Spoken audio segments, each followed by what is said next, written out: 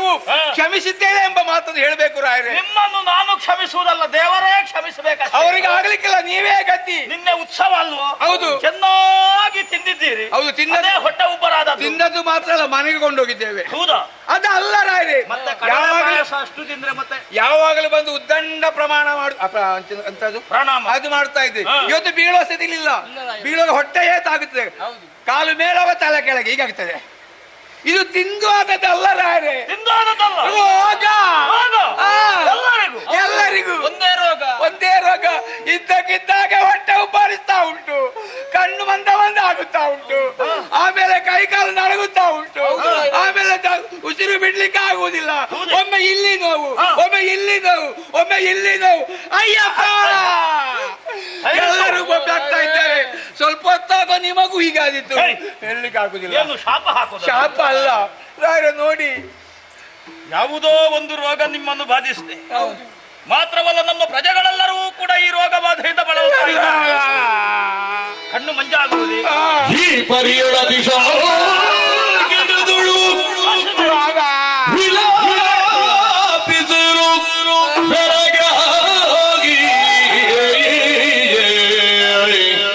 ಯಾಕೆ ಹೀಗಾಯ್ತು? ಸಾಕೆಟದಳು ವಿಲಾಪಿಸಲು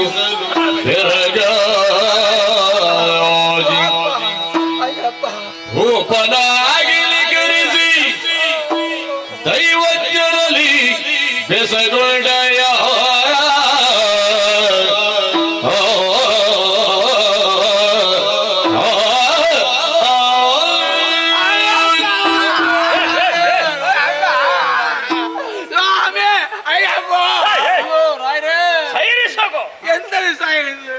ಹೌದೇನು?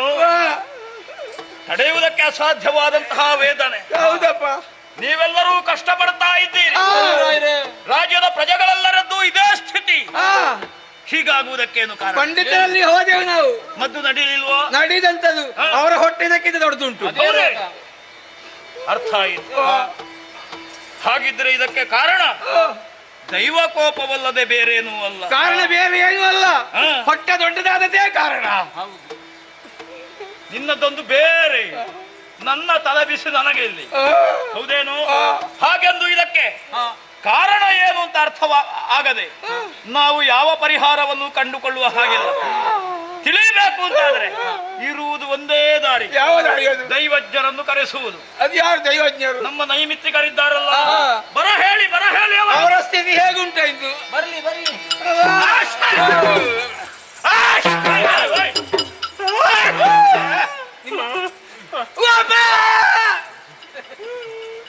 ಹೋಯ್ತು, ಅವನ ಹೆದರಿಕೆಗೆ ಒಳಗೆ ಹೋದದ್ದು. ಎಂಥದ್ದು? ನಿಮ್ಮದು ಸಿಂಚನ ಆಗುತ್ತ. ಆಯ್ತು. ಎಂಥದ್ದು? ಅದು ಜ್ಞಾನ ಚೂರ್ಣ ಅಂತ ಸ್ವಲ್ಪ ಬರುವಾಗ ತೆಗೆದುಕೊಂಡು ಬಂದದ್ದು. ತಲೆಗೆ ಜ್ಞಾನ ತುರುಕಿಸಲು ಬಾಯಿಗೀಗ. ಒಳ್ಳೇದು. ಇದೊಂದು ಯಾರು ಗರ್ಭಿಣಿ ಗಂಡ? ಅಯ್ಯೋ, ಗರ್ಭಿಣಿ ಅಲ್ಲ ಇದು, ಹೆಣ್ಣಾದ್ರೆ ಗರ್ಭಿಣಿ, ಗಂಡಾದ್ರೆ ಗರ್ಭಿಣ. ಗರ್ಭುಣ ಸ್ವಾಮಿ. ಎಂಥದ್ದು? ಎಲ್ಲರೂ ಗರ್ಭಿಣಿ ಭಾವಿಸಿದ್ದಾನೆ. ಎಲ್ಲರೂ ರೋಗದಿಂದ ಬಳಲ್ತಾ ಇದ್ದಾರೆ. ಬದನೆ ಮಾಡಬಾರ್ದು, ಹಾಗೆ ಸಮಸ್ಯೆ. ಆಯ್ತು, ಸಮಾಧಾನ, ಶಾಂತಿ. ಅದನ್ನೇ ಆಗಿನಿಂದ ನಾ ಹೇಳ್ತಾ ಇದ್ದಾರೆ. ಸ್ವಲ್ಪ ಹೊತ್ತಾಗ ವಾಂತಿ ಬರ್ತದೆ ಈಗ. ಅವರಿಗೆ ತಡೆಯುವುದಕ್ಕೆ ಅಸಾಧ್ಯವಾದಂತಹ ವೇದನೆ. ಸ್ವಾಮಿ, ನಮ್ಮ ನಾಡಿಗೆ ಹೇಳುವುದಕ್ಕೆ ಅಸಾಧ್ಯವಾದಂತಹ ಯಾವುದೋ ಒಂದು ರೋಗ ಬಡಿದಿದೆ ಅಂತ ಹೇಳಿದ್ರು ಹೆಚ್ಚಾಗ್ಲಿಕ್ಕೆ. ಎಲ್ಲರೂ ರೋಗಗ್ರಸ್ತರಾಗಿದ್ದಾರೆ. ಉಸಿರಾಡುವುದಕ್ಕೆ ಕಷ್ಟಪಡ್ತಾ ಇದ್ದಾರೆ. ಕಣ್ಣು ಕಾಣುವುದಿಲ್ಲವಂತೆ, ಹೊಟ್ಟೆ ಉಬ್ಬರಿಸಿದೆ. ಇದಕ್ಕೆ ಏನು ಕಾರಣ ಅಂತ ಅರ್ಥ ಆಗ್ತಾ ಇಲ್ಲ. ಪರಿಹಾರ ಕೊಡಬೇಕು. ಎಂಥದನ್ನು? ಪರಿಹಾರ ಕಂಡುಕೊಳ್ಳಬೇಕು. ಆ ಉದ್ದೇಶ ನಾ ಇರುವುದೇ ನಾಯಿ ಕಟ್ಟೆ ನೋಡಿ ನೋಡಿ ನೋಡಿ. ಎಡಲ ನೈಮಿತ್ತಿಕ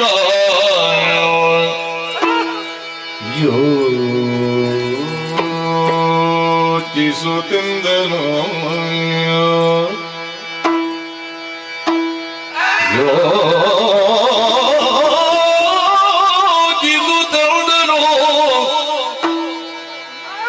ಜನಪದಿ ಯಮ ಬರುವುದ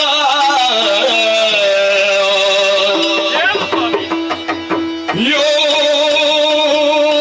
ಯೋಚಿಸುತ್ತೋದನು ಜನಪಕ್ಕೆ ಯಮ ಬರುವುದ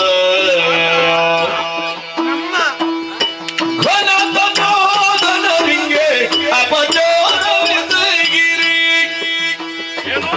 ಘನತೋದನರಿಗೆ ಅಪಚಾರ ಎಸಗಿರಿ ಹಿಡಿತಾಗಲಗುವುದು ದುಷ್ಫಲವು ಯೋಚಿಸುತ್ತಿಂದ ಜನಲು ನೇಮಿತ ಯೋಚಿಸುತ್ತೋದನು ಜನಪಕ್ಕೆ ಯಮ ಬರುವುದ ಜನಪ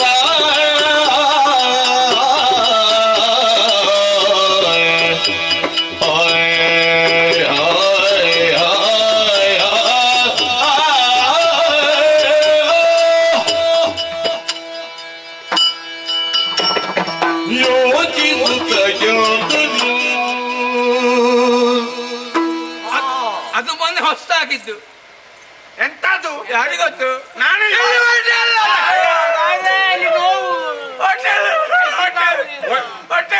ಹೊಟ್ಟೆ ಸರಿ ಆಗುತ್ತದೆ. ನಮ್ಮಲ್ಲಿ ಗುಳಿಗೆ ಉಂಟು, ಗುಳಿಗೆ. ಅದಕ್ಕೆ ಕೋಲ ಕೊಟ್ಟಿದ್ದೇವೆ ನಿನ್ನೆ. ಹೊಟ್ಟೆ ಸರಿ ಆಗ್ಲಿಕ್ಕೆ ಗುಳಿಗೆ ಉಂಟು. ಗುಳಿಗೆ ಬೇಡ, ನನಗೆ ಮಾತ್ರೆ ತಿಂದ ಅಭ್ಯಾಸ. ಆಯ್ತು, ಸರಿ ಆಗುತ್ತದೆ. ನಿಲ್ಲು, ಇದಕ್ಕೊಂದು ಪರಿಹಾರ ಹುಡುಕುವ. ಬೇಗ ಯೋಚನೆ ಮಾಡಬೇಡಿ. ನಿಮ್ಮಲ್ಲಿ ಹೊಗೆ ಸೊಪ್ಪು ಊರಿಂದ ಅಲ್ಲ? ವೀಳ್ಯದೆಲೆದು ಪೆಟ್ಟಿಗೆ ಅಲ್ಲ, ಅದು ನಮ್ಮದು ನೈಮಿತ್ಯದ್ದು. ನೈಮಿತ್ತಿಕ 228. ನಾಳೆ ಎಲ್ಲಿ ನೋಡಿ? ನಾಳೆ ನೋಡುದಲ್ಲ, ಅದು ಅದು ಭವಿಷ್ಯತ್ತಿದ್ದು. 8-4-36. ಓಯ್, ನಿಮಗೆ ಲೆಕ್ಕ ಕಲಿಸಿದ್ಯಾರು? ಅದು ಅವ ಸಿಗಬೇಕಿತ್ತು ನನ್ನ ಕೈಗೆ. ಜ್ಯೋತಿರ್ಗಣಿತ ಅದರಲ್ಲಿ ಹಾಗೆ ಹಾಗೆ ನಾನು ನೋಡಿ ಹೇಳ್ತೇನೆ. ನೀವು ಎಂತದು ವಿಷಯ ಅಂತ ಬೇಗ ಹೇಳಿ ನಾವು ತಡೆಕೊಳ್ಳೋದು. ಆಯ್ತಪ್ಪ, ಆಯ್ತು. ಓ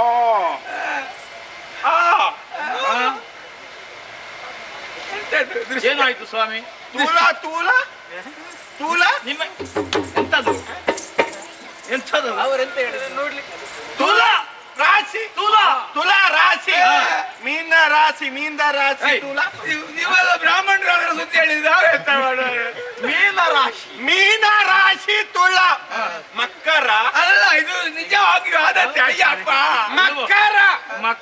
ಮಕರ ಈ ವರ್ಷ ಆಗ್ಬೇಕು. ವೃಷಭ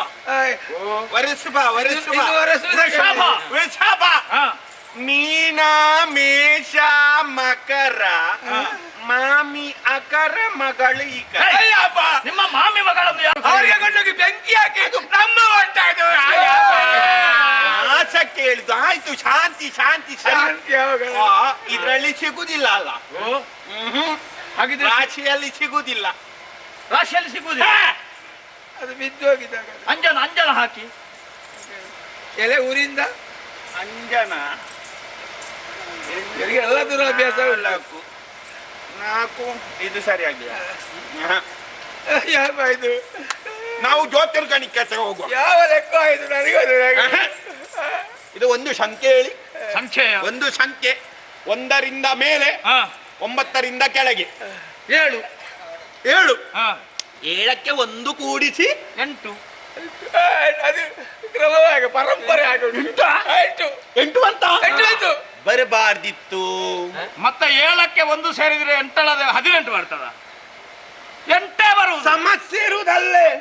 ನಮಗೆ ಸಮಸ್ಯೆ ಬೇಡ. ನಮಗೆ ಬೇಡ, ನೀನೊಂದು ಸಂಖ್ಯೆ ಹೇಳು. ಸಂಖ್ಯೆ ನಾಪತ್ತ ಮತ್ತೆ ಒಂದೇ. ಎಷ್ಟು? 10ರ ಒಳಗೆ, 10ರ ಕೆಳಗೆ 11. ಅಯ್ಯೋ, 11 ಬೇಡ, 10ರ ಒಳಗೆ 6. 6ಕ್ಕೆ 1 2 ಕೂಡಿಸಿದರೆ 8. ಈಗಲೇ ಒಂದು ನನ್ನದಿರ್ಲಿ. ಪುನಃ 8 ಬಂತ. ಪುನಃ 8 ಹೆಣ್ಣು ಬರಬಾರ್ದು. ಸಮಸ್ಯೆ ಇರುವುದಲ್ಲೇ. ಎಲ್ಲಿ? 8 ಬರಬಾರ್ದಿತ್ತಲ್ಲ. ಮತ್ತೆ ಎಷ್ಟು ಬರ್ಬೇಕಿತ್ತು? ಭಯಂಕರ ಉಂಟು ಮಾಡಿ. ಏನು ಸ್ವಾಮಿ? ಹಾಕೊಳ್ಳಿ. ಓ, ಯಾರು? ಅಲ್ಲಿ ನೋಡಿ, ಕಪ್ಪಿದ್ದು ನೋಡುದು. ಅದು ಯಾರು ಕಪ್ಪಾಗಿರುವುದು? ರಾಹು. ಹಾ, ರಾವು ನೋಡಿ ನೋಡ್ತಾ ಇದ್ದಾನೆ. ಈಗ ಗುರು ಬಲದಲ್ಲಿದ್ದಾನ. ಗುರು ನಮಗೆ ಯಾವತ್ತೂ ಬಲ್ಲವೇ. ಈಗ ಹೋಗ್ತಾನೆ. ಗುರು ಅಂದ್ರೆ ಬರುದು ಯಾರು ಬೇಕಲ್ಲ. ಅಯ್ಯ ಗುರು ಹೋಗ್ತಾನೆ. ಹಾಗೆಲ್ಲ ಗುರು ನಮ್ಮನ್ನು ಕೈ ಇಲ್ಲ, ಗುರು ಗುರು ಬಲ ಇನ್ನಿಲ್ಲ, ಸಮಯ ಆಗಿದೆ ಈಗ. ಹೌದಾ? ಈಗ ಬಂದು ನೋಡಿ ಅಲ್ಲಿ ಸಣಿ ಹಾ, ಸಣಿ ಈಗ ಶನಿಯು ಒಕ್ಕರಿಸಿದ. ಒಳಗೆ ಒಕ್ಕರಿಸ್ತಾನೆ ಈಗ. ಹೌದಾ? ಮತ್ತೆ ಚಂದ್ರ ಮೊದಲೇ ಓದಿ ಆಗಿದೆ. ಆಗದಿಂದ ಒಬ್ಬ ಹೋಗು ಬರ್ತಾడు ಮೂರು ಪ್ರಫುಲ್ಲ ಚಂದ್ರ. ಹೌದೇ? ಚಂದ್ರ ಹೋಗಿ ಆಯ್ತು. ಹಾಗೆ ಆಯ್ತು. ಚಂದ್ರಬಲ ಮೊದಲೇ ಕೂತು ತಲೆ ಬಿಸಿ ಅಲ್ಲಿದ್ದ. ಹೌದಾ? ಇದರ ಫಲ ಏನು ಒಮ್ಮೆ ಹೇಳಿ ಸ್ವಾಮಿ. ಆಲೋಚಿಸುವಾಗ ಹಾ. ಮೊದಲು 8 ಬಂದಿತ್ತ. ಹೌದು. 8ರ ಗಂಟನ್ನು ಬಿಡಿಸುವಾಗ ಹಾ. ಒಳಗೆ ಕಾಣುದೆಂತದ್ದು? ಎಂತದು? ಅಲ್ಲ, ಗಂಟಿನೊಳಗೆ ಯಾರು ಗಟ್ಟಿ ಯಾರು ಗೊತ್ತವ? ಪಾಪದ ಗಂಟು. ಹಾ. ಅದರ ಒಳಗೆ ಉಂಟು ಏನು? ದೋಸೆ. ಎಲ್ಲಿಂಟು? ಗಂಟಿನೊಳಗೆ ದೋಸೆ ಇಟ್ಟದ್ದು ಯಾರು? ದೋಸೆ ದೋಷ. ದೋಷ ದೋಷ. ಖಾಲಿ ದೋಸೆ ಅಲ್ಲ, ಮತ್ತೆ? ರವೆ ದೋಸೆ. ಭಯಂಕರ ಹಾಗೊಂದು ದೋಷ ಉಂಟ ಸ್ವಾಮಿ? ರೌರವ ದೋಷ. ಹೌದಾ? ರೌರವ ನರಕ ಉಂಟಂತೆ, ದೋಷೆ ಇರ್ಲಿಕ್ಕೆ ಇರಬಹುದು ಇರಬಹುದು. ರೌರವ ದೋಷ. ಹಾ. ಯಾಕೆ ಯಾರಿಗೆ ಹೀಗಾಗಿ ಗೊತ್ತು? ಎನ್ನುವ ಹಾಗೆ ಆಲೋಚಿಸಿದಾಗ ಹಾ. ಸಿಕ್ಕಿದ್ದ ವಿಷಯ ಇಷ್ಟು. ಎಷ್ಟದು? ಇದು ಹಾ. ನಮ್ಮ ಪ್ರಜಾ ಪರಿವಾರ ಹಾ. ಅಥವಾ ನಿಮ್ಮ ಕುಟುಂಬಿಕರು, ಹಾ. ಒಟ್ಟಿನಲ್ಲಿ ನಮ್ಮ ರಾಜ್ಯದ್ದು, ನಮ್ಮ ಪರಿವಾರದಿಂದ ಹಾ. ಓರ್ವ ಘನ ತಪೋನಿಧಿಗಳಿಗೆ ತಪೋನಿಧಿಗಳಿಗೆ ಅಪಚಾರ, ಅಪಚಾರ, ಅನ್ಯಾಯ ಆಗಿದೆ. ಹಾಗೆ ನೀ ಹೆದರ್ದಾಗ ಗಟ್ಟಿ ಹೇಳಿ. ಅಲ್ಲ, ಕೇಳುದಿಲ್ಲ. ಕೇಳಿ, ಅದೊಂದು ಭಾವನೆ. ತಪೋನಿಧಿಗಳಿಗೆ ಅಪಚಾರ ಎಸಗಿ ಹೋಗಿದೆ ಅಂತ ನಮ್ಮವರಿಂದ ಅವರ ಕೋಪದಿಂದಲಾಗಿ ಈಗ ನಾನಾ ರೋಗಗಳು ಬರುವುದು. ಶಿವ ಶಿವ. ಹೌದು ಅಂತ ಸ್ವಾಮಿ, ಹಾಗಿದ್ರೆ ಅದಕ್ಕೊಂದು ಪರಿಹಾರ ಬೇಕಲ್ಲ? ಏನು ಅಂತ ಯೋಚಿಸುವಾಗ ಬೇಗ ಯೋಚಿಸಿ ತಡ್ಕೊಳ್ಳಿಕ್ಕೆ ಇಲ್ಲ, ಹಾ. ಇದು ಇಷ್ಟು ಸಿಕ್ಕಿದ್ದೇ ಕಷ್ಟದಲ್ಲಿ, ನಮ್ಮದು ಇದಕ್ಕೆ ಸಿಕ್ಕೋದಿಲ್ಲ ಅಂತ. ಸಿಗುವುದಿಲ್ಲ. ಪರಿಹಾರ ಒಂದು ಹೀಗೆ ಮಾಡಬಹುದು. ಹೇಗೆ ಸ್ವಾಮಿ? ಈಗ ಯಾರು ಅಪಚಾರ ಎಸಗಿದ್ದಾರೋ ಹಾ. ಅವರೇ ಹಾ. ಅವರಲ್ಲಿ ಹೋಗಿ ಕ್ಷಮಾಪಣೆಯನ್ನು ಕೇಳಿ ಹಾ. ಪರಿಮಾರ್ಜನೆಯನ್ನು ಮಾಡಿಸಿಕೊಂಡರೆ ಹಾ. ನಮ್ಮ ನಿಮ್ಮ ಪರಿವಾರ ಎಲ್ಲ ಉಳಿದೀತು. ಇಲ್ಲದಿದ್ರೆ ಉಂಟಲ್ಲ, ಹಾ. ಒಂದೊಂದು ಕವಿ ಇದು ಅಪಪ್ರಚಾರ ಮಾಡಿದವರೇ ಆಗ್ಬೇಕಾ? ಅಪಚಾರ ಮಾಡಿದವ. ಸರಿ ಸ್ವಾಮಿ, ಕಷ್ಟವನ್ನು ದೂರ ಮಾಡಬೇಕು ಅಂತ ಆದ್ರೆ ಏನಾದ್ರೂ ದಾರಿಯನ್ನು ಹುಡುಕ್ಬೇಕಲ್ಲ? ಕಷ್ಟ ನಿಮಗೇನಿಲ್ಲ, ನಿನ್ನೆ ಪ್ರಜಾ ಪರಿವಾರ ಅಲ್ಲ.